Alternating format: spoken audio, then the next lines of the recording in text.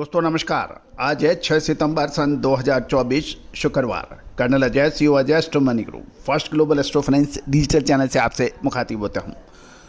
दोस्तों Ajay Astro Money group संभवतः देश का पहला चैनल है जो भारतीय अनुसंधान पद्धति और फंडामेंटल एनालिसिस के आधार पर आपको विश्लेषण और अग्रिम अनुमान देने का प्रयास करता है, जो काफ़ी हद तक सही साबित होते हैं।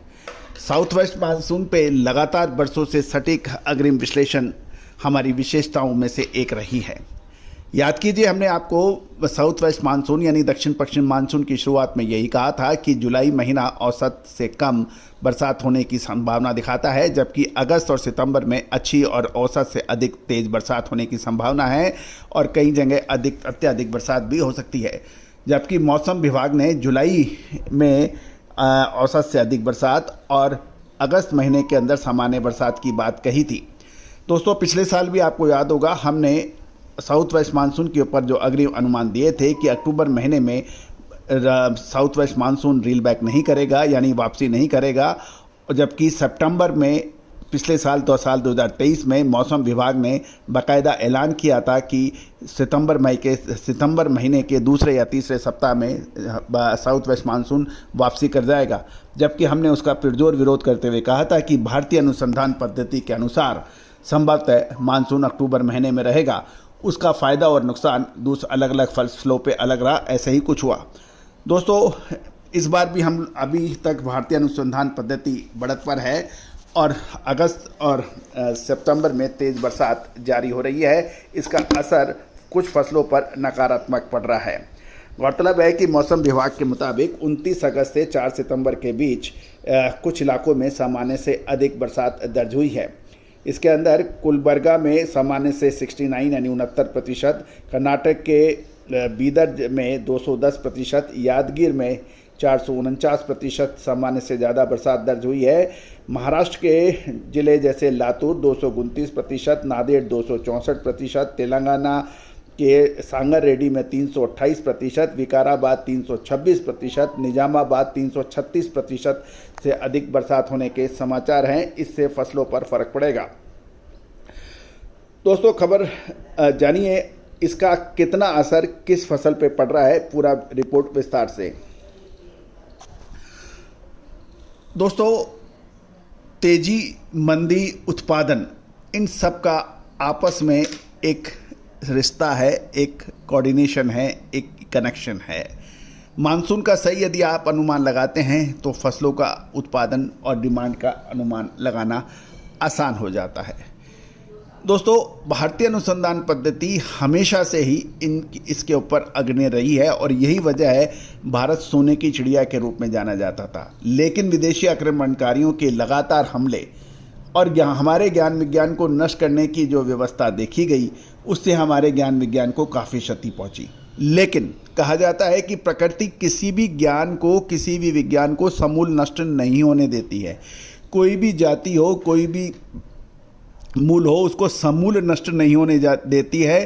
प्रकृति ही निर्माण सर्जनकारी है और प्रकृति ही विनाश लेके आती है। तो दोस्तों इस बिखरी कड़ियों को जोड़ने का काम हमारा चैनल पिछले 25 सालों से लगातार कर रहा है।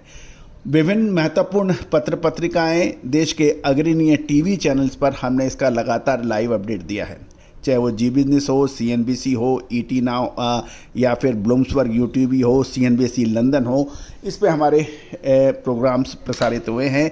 इसके अलावा प्रमुख समाचार फाइनेंशियल एक्सप्रेस, इकोनॉमिक टाइम जैसे बड़े इंग्लिश फाइनेंशियल वीकलीज के अंदर भी हमारे लेख प्रकाशित हुए हैं। इसके अलावा गुजराती व अंग्रेजी के अखबारों में अभी भी हमारे आर्टिकल्स लगातार पब्लिश हो रहे हैं। तो दोस्तों ये जीत भारतीय अनुसंधान पद्धति की है। खबर ये निकल के आ रही है कि अब हाल के बारिश का असर कर्नाटक, तेलंगाना, महाराष्ट्र, गुजरात समेत कई राज्यों पे नकारात्मक पड़ने की संभावना है। कर्नाटक में किसानों को डर है कि भारी बरसात के कारण कई क्षेत्रों में जल भराव हो गया है, खेतों में पानी भर गया है। इससे फाइटोफ्लोरा जैसी बीमारी जन्म दे सकती है। इससे फसलों को नुकसान हो सकता है। कर्नाटक के कुलबर्गी क्षेत्र में रेड ग्राम ग्रोवर्स एसोसिएशन के अध्यक्ष का भी यही कहना है। दोस्तों, कर्नाटक, महाराष्ट्र और तेलंगाना में तुअर के उत्पादक क्षेत्रों में भारी बरसात के समाचार हैं और इससे फसलों को नुकसान होने की प्रबल संभावना बन गई है। ये भी ध्यान देने वाली बात है कि पिछले साल के मुकाबले इस साल दालों की खेती का रकबा बढ़ा है, क्योंकि दालों ने शानदार रिटर्न किसानों को दिया है। पिछले साल 116.66 लाख हेक्टेयर में दालों की खेती थी, जो इस साल बढ़कर 125.13 लाख हेक्टेयर में हो गई है और ये लगभग 7.25% यानी 7.26% अधिक है। देश भर में तुअर की खेती 12.37% बढ़कर 45.78 लाख हेक्टेयर हुई है, जो पिछले साल की समान अवधि में 40.74 लाख हेक्टेयर थी। गौरतलब है कि कर्नाटक में एक साल पहले 12.73 लाख हेक्टेयर की खेती थी, इस बार बढ़कर 15.67 लाख हेक्टेयर में खेती क्षेत्र बढ़ा है, जो लगभग 23% है। महाराष्ट्र में भी पिछले साल 11.04 लाख हेक्टेयर के मुकाबले लगभग 9.6% बढ़कर इस साल 12.11 लाख हेक्टेयर में बुआई दर्ज हुई है। बुआई का क्षेत्र बढ़ गया है, लेकिन फसलों को कितना नुकसान होगा इसका आकलन सितंबर महीने या अक्टूबर के प्रथम सप्ताह में ही हो पाएगा। लेकिन ये तय है कि काफ़ी बड़े एरिया को नुकसान की संभावना प्रबल बन गई है। दोस्तों, ये सभी जानकारियाँ आपको अजय एस्ट्रो मनी गुरु के जरिए प्रोवाइड की जा रही है।